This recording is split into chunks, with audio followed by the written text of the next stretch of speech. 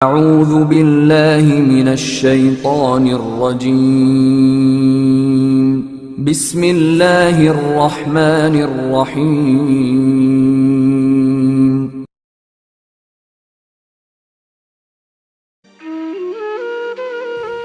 بیکار بولنے سے منہ بند رکھنا بہتر ہے۔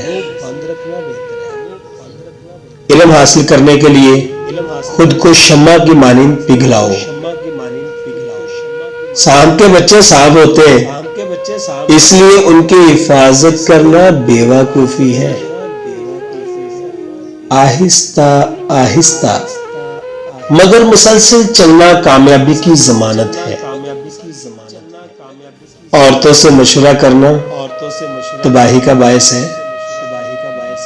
عورتوں سے مشورہ کرنا تباہی کا باعث ہے صاحب۔ حق شناس کتا شکر گزار انسان سے کہیں زیادہ اچھا ہوتا ہے۔ مطالعہ غم اور اداسی کا بہترین علاج ہے۔ مصیبت کو پوشیدہ رکھنا جواں مردی ہے۔ رزق کی کمی اور زیادتی دونوں ہی برائی کی طرف لے جاتی ہے۔ خدا کے دوستوں کی اندھیری رات بھی روز روشن کی طرح چمکتی ہے۔ راستے کی پہچان نہ رکھنے والا مسافر بے پر کا پرندہ ہے۔ اگر تم چاہتے ہو تمہارا نام زندہ رہے، اپنی اولاد کو اچھے اخلاق سکھاؤ۔ نصیحت خواہ دیوار پر ہی کیوں نہ لکھی ہو، اسے اپنے کانوں میں ڈال لو۔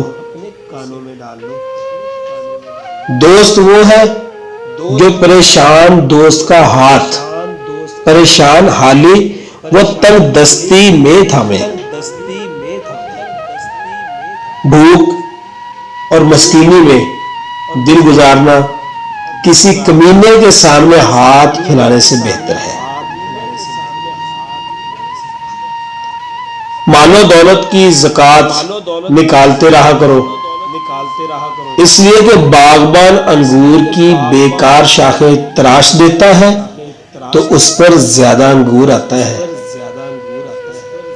بوڑھا ہو جانے پر بچپن کو چھوڑ دو صاحب، اور ہنسی مذاق اور دل لگی جوانوں کے لیے رہنے دو۔ جو کوئی اپنی کمائی سے روٹی کھاتا ہے نا، اسے حاتم تائی کا احسان نہیں لینا پڑتا۔ جو نصیحت نہیں سنتا اسے ملامت سننی پڑتی ہے۔ کمزوروں پر رحم نہ کھانے والا طاقتوروں سے مار کھاتا ہے۔ دشمن سے ہمیشہ بچو اور دوست سے اس وقت بچو جب وہ تمہاری تعریف کرنے لگے۔ اس کی ہمت پہ قربان جو نیک کام اخلاص سے کرتا ہے۔ اچھی عادات کی مالکہ نیک اور پاک دامن عورت اگر فقیر کے گھر میں بھی ہو تو اسے بادشاہ بنا دیتی ہے۔